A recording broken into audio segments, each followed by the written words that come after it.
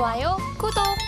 이번에는 글로벌 파트너스의 이성욱 이사님과 함께 국내 증시 작전 세워보겠습니다. 이사님 안녕하세요. 네, 안녕하세요. 네, 안녕하세요.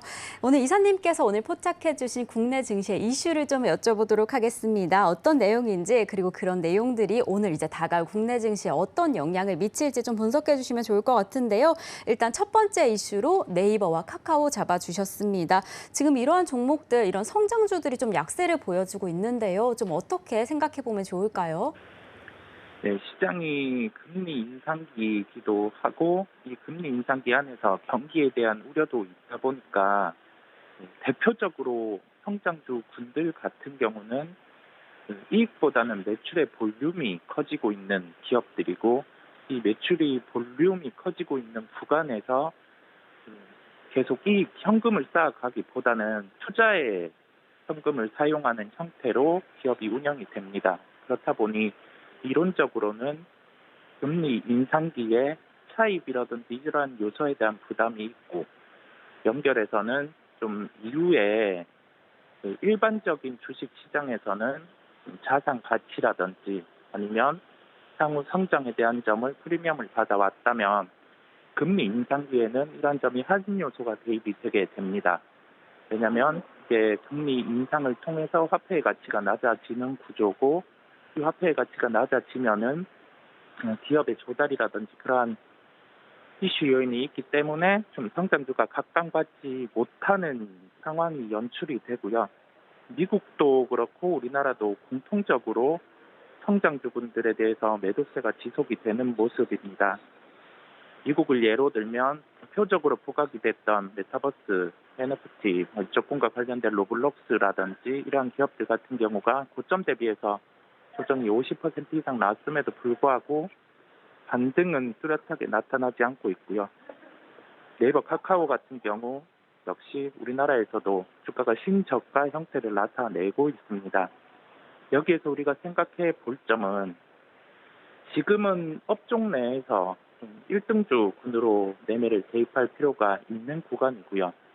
이 업종 같은 경우에서도 1등주에 대해서 접근을 하라고 강조를 드린 이유는 기존에는 업종이 같이 이렇게 움직였다고 하면은 지금은 업종 내에서도 주가 차별화가 나타나는 모습이고 전거래일을 예로 들면 하루에도 종목들이 좀 10% 이상의 급락세 이런 경우도 연출이 되다 보니까 좀 종목별로도 차별화될 수 있는 점을 기억을 하고 어제 미국장은 반등이 나오기는 했어요. 장 막판에 전반적으로 백신과 관련된 종목들은 조정이 나오고 반대급부로 리오프닝과 관련된 종목은 반등이 나오고 우리나라와 직접 연관성은 낮지만 탱커와 관련된 종목들 원유 운반선을 하는 기업들 같은 경우는 5년 내 신고가를 나타내는 모습까지 확인을 할 수 있었습니다. 즉 여기에서 알 수 있는 점은 좀 전통적으로 유가에 반응을 하든지 아니면 산업적으로 연속성이 있는 기업들 같은 경우가 주가가 강했고 서두에 언급드린 것처럼 성장주 군들 같은 경우는 시장의 반등에도 불구하고 아직 뚜렷한 강세를 나타나지는 못했어요. 그렇다 보니 좀 기업이 새롭게 변화되거나 아니면 이 변화 안에서 실적이 플러스 될 수 있는 기업을 추려서 접근하는 게 현재 시장에서는 좀 가장 효율적인 접근이라고 말씀드릴 수 있겠습니다. 네, 카카오, 네이버와 같은 성장주들 이런 종목 같은 경우에는 이익보다 매출의 볼륨이 좀 커지고 있는 상황이라 요즘 같은 금리 인상이 좀 치명적인 영향을 받고 있다라고 해주시면 좀 주목하면 좋을 종목들 잡아주셨는데요. 그럼 지금 이런 상황에서 살펴볼 만한 종목들을 조금 한 번 더 확인해 주실 수 있을까요? 어떤 종목에 좀 더 집중하면 좋을까요? 네, 오늘의 특징준 SM을 말씀드리겠습니다. SM 같은 경우는 라이크 기획과 연결이 되는 이슈로 인해서 실적에 대해서 할인 요소가 계속 대입이 되어 왔습니다. 자금적인 측면이 개인 회사 쪽으로 유출되는 면이 있었는데 이 부분이 기업 구조의 개편으로 실적 추정치의 변경이 이루어졌고요. 연간 1,000억 원대 영업이익이 가능한 구조로 변화가 되었습니다.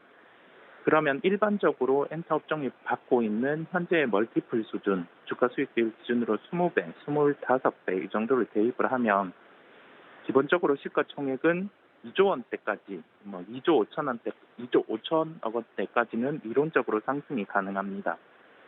그럼 어제 조정은 왜 있었냐라고 하면은 시장에서는 일각의 우려가 계속 나타나는 거죠. 이수만 의장 같은 경우가 이 부분을 포기했음에도 불구하고 월급을 더 인상해서 받을 수 있는 요인이라든지 아니면 과연 이 부분에 대해서 의중이 어떤 건지 그런 의문도 있었고 시장에 조정이 나오다 보니까 종목 같은 경우는 전정거래 같은 경우 종가 고가 형태로 마감을 했다면 좀 그래도 주가가 버텼을 텐데 그러지 못하고 일부 차익이 있었기 때문에 어제도 시장 상황을 감안해서 함께 조정이 나오는 모습이었습니다.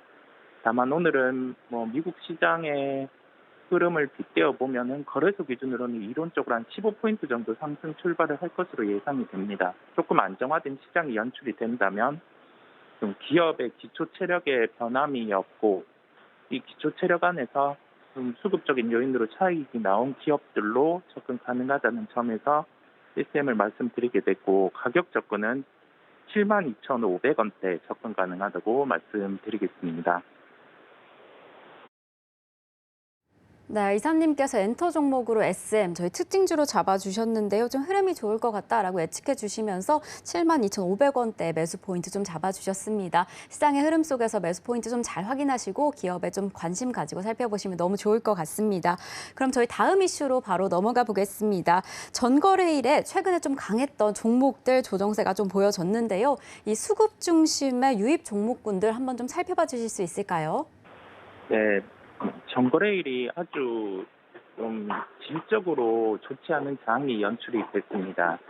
대형 IP주들 같은 경우 대표적으로 삼성전자, SK하이닉스 그중에서 지수에 영향이 큰 삼성전자를 크게 하락이 안 되게 잡아놓고 나머지 업종 내 종목들, 즉 최근에 강했던 태양광이라든지 아니면 방산, 원전 이쪽 군들 같은 경우가 동반해서 조정이 나오는 모습이었고 2차 전지와 관련해서 첨가제와 관련된 기업, 특히 수산화 리튬과 관련해서 좀 최근에 주가가 강했던 미래나노텍, 금양, 그다음에 강원에너지 이런 종목들이 10%대 이상의 차익이 나오는 모습이었습니다. 그러면 여기에서 생각할 점은 현재 기업들의 절대 주가 수준이 조정이 나와 있는 종목들 또는 좀 부담스럽지 않게 상승이 안 한 종목들 위주로 접근을 할 필요가 있겠고요.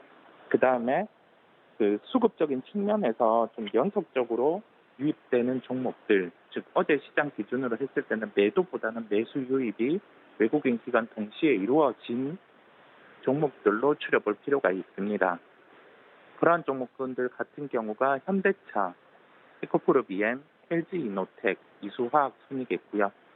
이수화학 같은 경우는 최근에 좀 주가 상승세가 가팔랐습니다. 전고체와 관련된 첨가할 수 있는 첨가제 부분의 사업을 새롭게 영위를 할 수 있다 보니까 이게 부각이 돼서 주가가 강했었고요.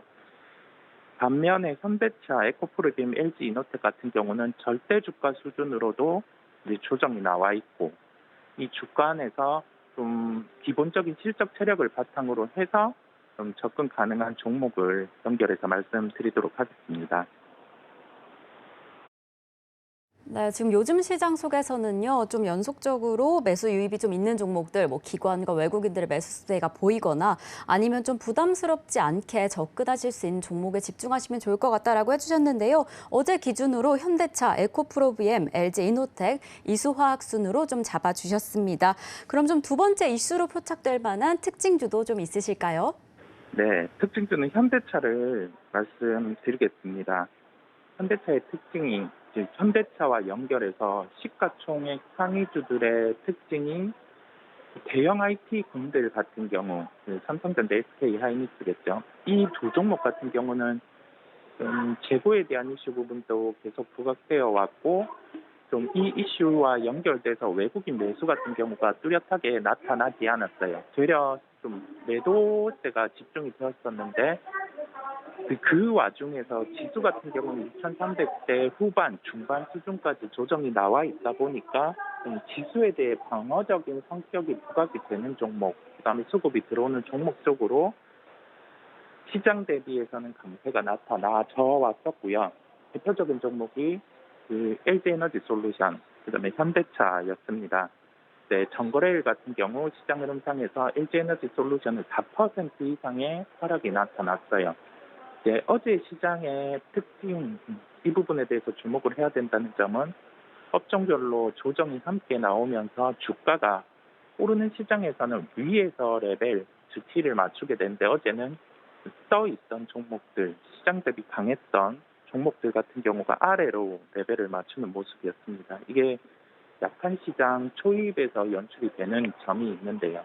지수가 한 단계 좀 레벨이 바뀐다고 하면 이 레벨이 바뀐다는 점은 2300대 중반에 깨고 내려가는 시장에서는 지금 강한 업종이 추가 조정이 나올 수 있습니다. 우리가 그 점을 염두에 두되 그러면 여기에서 그 지수의 조정이 나왔을 때 좀 매수를 해야 되는 업종, 그 업종 안에서 종목, 매도를 해야 되는 업종, 그 업종 안에서 종목을 구분할 필요가 있는데 대형 IT 주들 같은 경우는 매도보다는 매수 대응이 확실히 필요한 구간이라고 할 수 있겠고요.